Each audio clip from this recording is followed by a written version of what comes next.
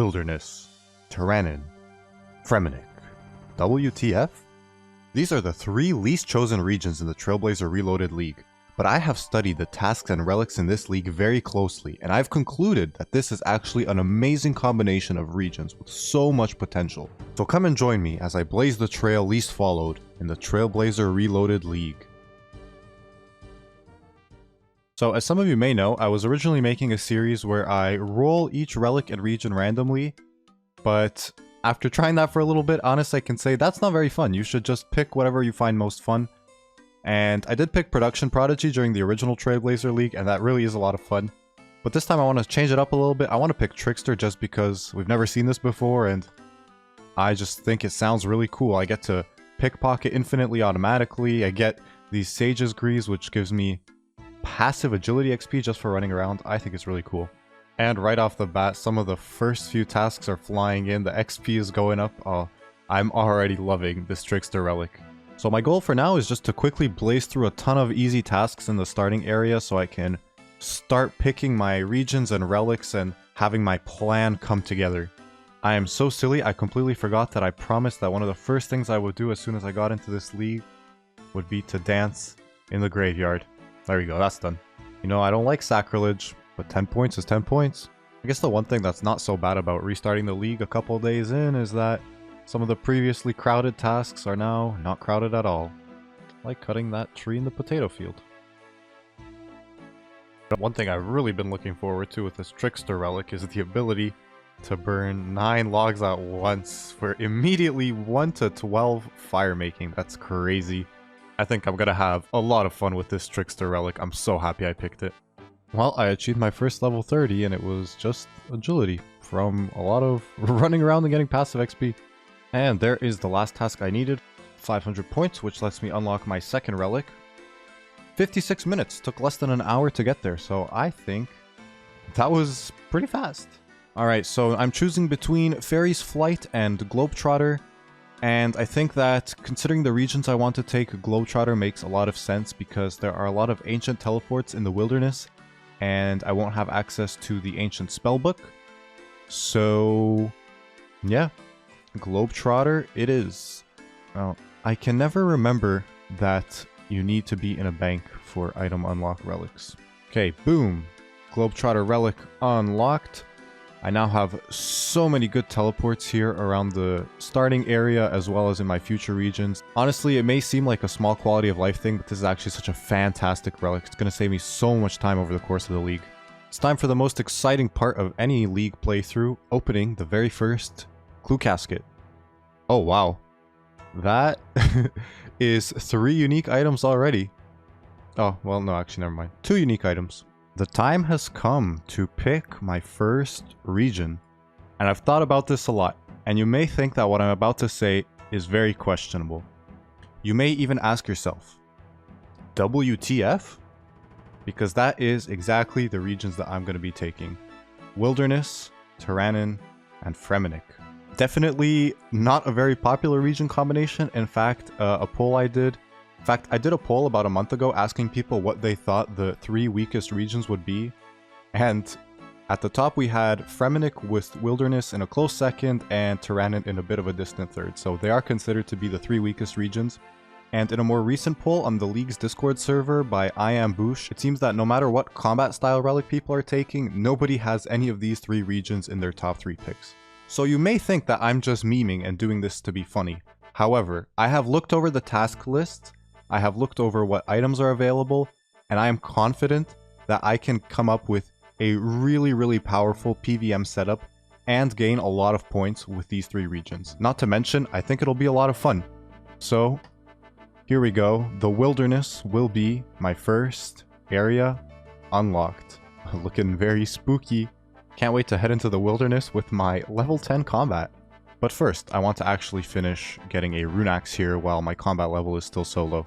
Oh, wow, that was really fast. It only took 4 kills to get the rune axe. And now it is time for the best part of leagues. Forgetting your hammer. That's what it is. Okay, now it's time for the best part of leagues. Getting huge XP drops for completing quests and going from level 1 to 40 attack. And one of the really fun parts about flying through levels like that is that you can just quickly smash out a bunch of tasks to equip certain weapons, and also just immediately render all these lower level weapons obsolete. Okay, time to take a little bit of a risk. I'm gonna really hope that I don't die to one of these demons. Oh my god. Okay. Should be good to get all the way to the Lava Dragon Isle now.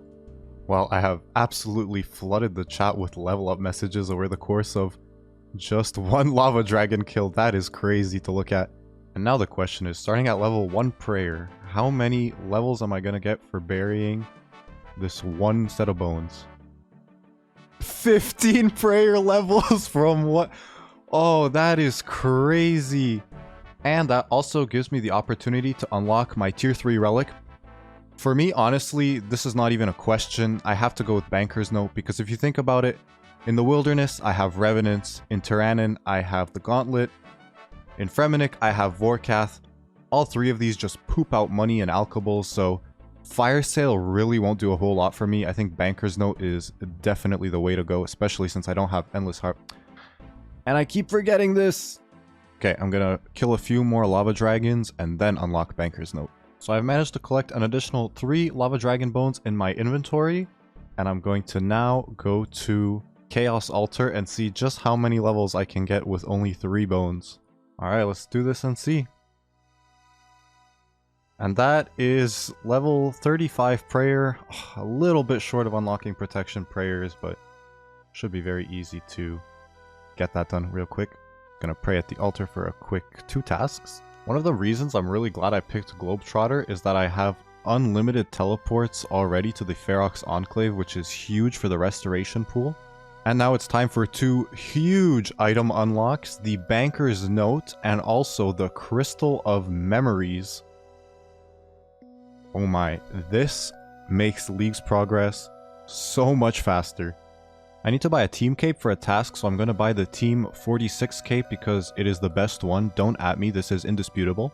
While I was having lunch, I joined the Lumbridge Castle merry-go-round to get a few passive agility levels, and I got myself up to level 55. Oh no, some poor souls have decided to follow me. Oh, I'm sorry guys, but oh okay, I figured it out. Well, thank you very much to C88 Plays for organizing this fantastic event.